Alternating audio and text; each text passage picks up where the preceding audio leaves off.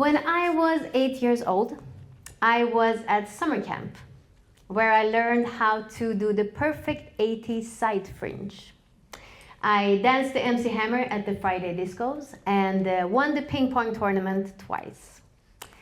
Coming home after 3 weeks, I felt as if I was 2 years older.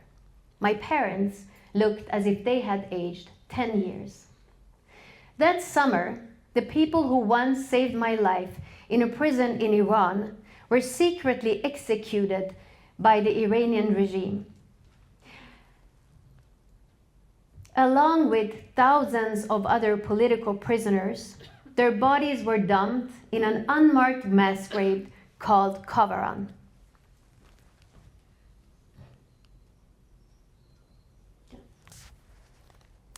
Every Friday, when the families would go to that place to mourn their loved ones with flowers, they were followed by regime bulldozers crushing those flowers and putting sand on the ground, calling it the place of the damned, to hide the truth of what had been happening there. My name is Marall Nasiri. I'm an actress and director living in Sweden. I usually tell other people's stories, but this time I will tell you a bit of mine. I was born in Tehran, Iran, 1980. A year after the people had overthrown 2,500 years of monarchy in the hopes for freedom. But their freedom were hijacked by the Islamic Republic, who soon enforced gender apartheid and strict Sharia laws in every aspect of people's lives. Of course, this led to massive protests. And a few months after I came to the world, my mother was arrested protesting in the streets. And she was thrown in prison together with me because I was still breastfeeding. The stressful and violent circumstances in there made her milk to dry up, and I was soon fading away, starving in her arms. The other imprisoned women, strangers to each other and stranger to my mother, saw this, and they decided to use the only weapon they had to save my life. They arranged a hunger strike across the cells to demand for our release. The regime was still new, building its narrative on being the protector of the nation. Attention to the death of a newborn in custody would not serve that image. So me and my mom were released. And that led to a 5-year-long journey, fleeing through Iran and eventually across borders. When we finally came to Sweden, we came to a small town in Sweden. I had a little sister. I spoke 5 languages. I had changed my name 6 times. I had sometimes been a boy, sometimes a girl, and sometimes, if someone asked me too many questions, I was a tomato.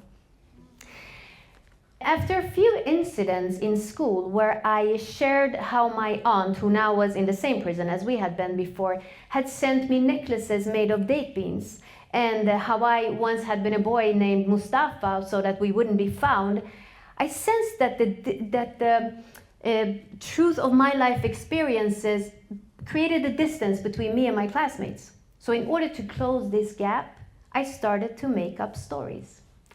Now you would think that I would make up stories about being more like them, but I did not do that.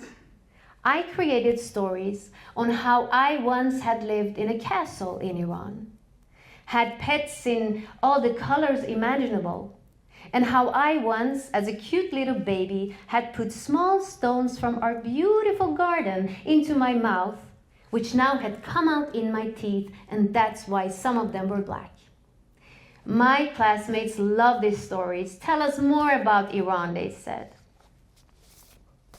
We were always going to return to Iran in 2 years. No matter how long we had been in Sweden, the regime was going to fall and Iran was going to be free in 2 years. 5 years passed and Iran was not free. We moved to a suburb in Stockholm. My parents, who once had been literary scholars and teachers, now worked shifts in all kinds of service jobs. I started a new school. My new classmates were from all over the world, carrying traces of world politics in their bodies just like me. But my broad, small-town Swedish accent, combined with the color of my hair, made me a weird and confusing character for them. Luckily, I had seen Michael Jackson sneak out of the back door of his hotel before his concert in Stockholm that year, and this story helped me a lot in fitting in. 10 years passed and Iran was still not free. I was now a teenager. My mom and my aunt, who had left Iran after surviving 9 years of prison, started a women's shelter together. I had my first boyfriend, fought with my parents over curfews, and soaked my Persian identity through different Iranian communities. I learned that the fear of regime eyes, even in Sweden, and the fact that many Iranians traveled back and forth to visit their relatives forced them into silence about the events in Iran. Not many of them had heard about the political prisons, and almost none had heard about the cover-on mass graves. 20 years passed, and despite protests every now and then, Iran was still not free. I was now a professional actress, trying to find my way in an industry where the color of my hair, the tone of my skin, and my facial features determined what kind of human experiences I was allowed to portray. Usually stereotypes freshly picked from current media narratives. Criminals, criminals' wives, criminals' girlfriends, terrorists, terrorist wives, terrorist girlfriends, crime victims' wives, crime victims' girlfriends, and so on. Roles that were never there for anyone to relate to. When I refused those roles, I was told that I would not last long in this business with that attitude. 30 years passed and Iran was still not free. I lasted in that business, after all, with that attitude. I worked in all the big theaters, appeared in TV series, and traveled back and forth between cities when I lost my grandmother. And that was the first time my family buried a family member in Swedish soil. I had a son and signed a long-term contract on the Sweden's National Theatre, and Stockholm was the home I returned to after years of moving. Almost 40 years passed. Iran remained unfree, and a country I hardly had any connections to. A place where I once had been born and hadn't ever seen again, really. In 2022, I'm preparing my first directing job. To really focus, I erased all my social media apps and put my phone in another room. One day, it was ringing a lot. Frustrated, but also curious, I checked the phone. What's happening in Iran? We should do something. Oh my God, the video from the school. You didn't answer. Do you want to be on the petition?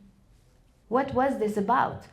I checked the news, reinstalled my social media apps, and all over I saw pictures of this girl, Gina Mahsa Amini, a Kurdish girl who had been killed by the Iranian regime for not wearing her hijab correctly.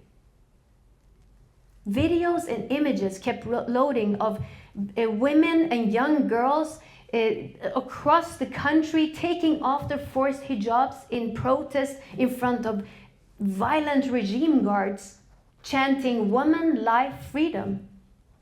I was shaken. I couldn't even imagine these images anymore.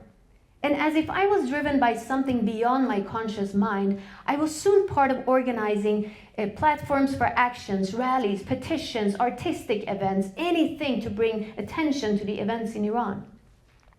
And I was not alone. The fear that for so long had been silencing a big part of the Iranian diaspora was now gone.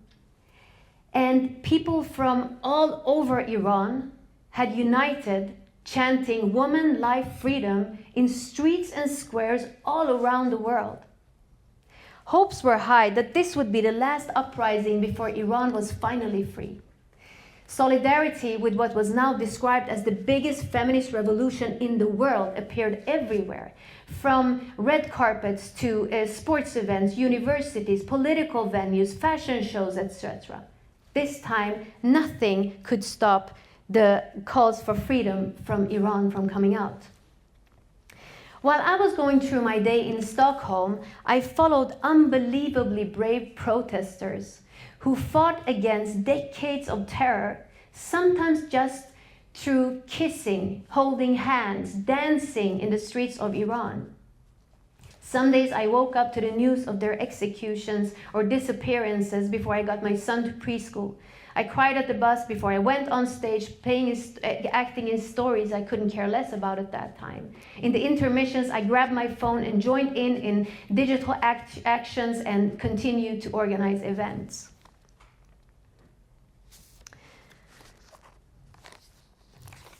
Through encrypted apps, I had my first ever contact with my colleagues in Iran.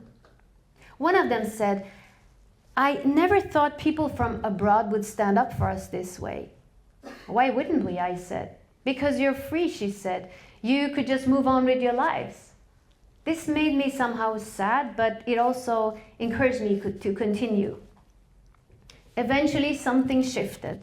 The rallies got violent. A group of people entered and started fights. Anonymous accounts started threatening diaspora activists online. Unity behind the protests cracked, and once again paranoia was implemented. Inside Iran, heavily armed guards filled the streets, confiscated phones to stop any contact with the world outside. Internet shut off and then opened briefly, only to spread videos of public executions to re-establish fear. Algorithms were no longer spreading videos from Iran. Public events turned back into narratives about health, wealth, beauty, and personal success. And once again, the cause for freedom in Iran were silenced, and so was I, together with big parts of the Iranian diaspora. 2024, I was nominated for Best Actress Award at the Swedish Film Gala, which could translate to our Oscars. After congratulations, the most common question I got was, "What are you going to wear?" Female colleagues who had been nominated before me said they had almost burnt out to trying to find a look for the red carpet. Prepare yourself for it not to be fun. I was disturbed by this pressure.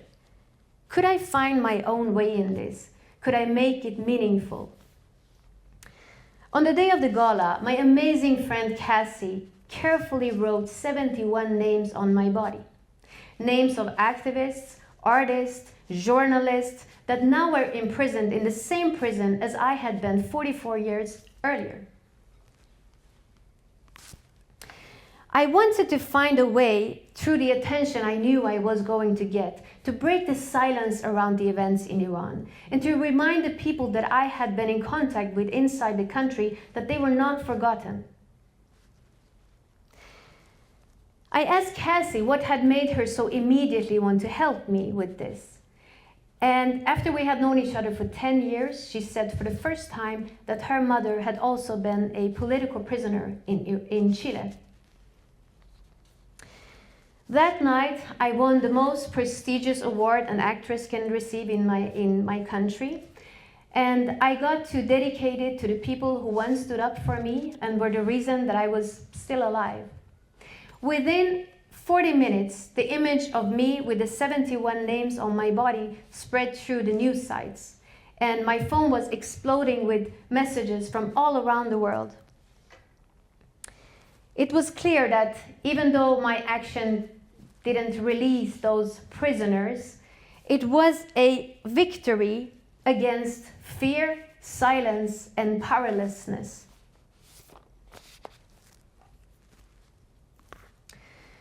The Iranian regime has not yet fallen. The prison where I was held as a baby is still to this day full, now with a new generation of political prisoners who could be my children.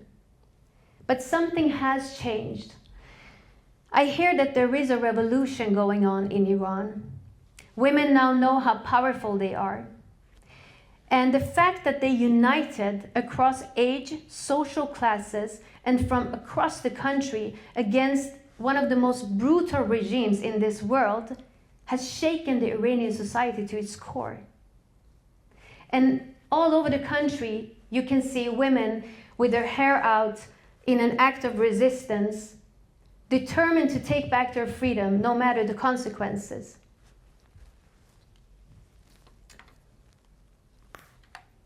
The 8-year-old girl in me expected activism to directly save lives, as it once had saved mine. The 44-year-old woman in me have learned that change can take time. But every time hidden truths are spoken out loud, it is a victory. Because authoritarian regimes are built on manipulation of truths. Today, truths are being manipulated, even in parts of the world that proudly call themselves democracies.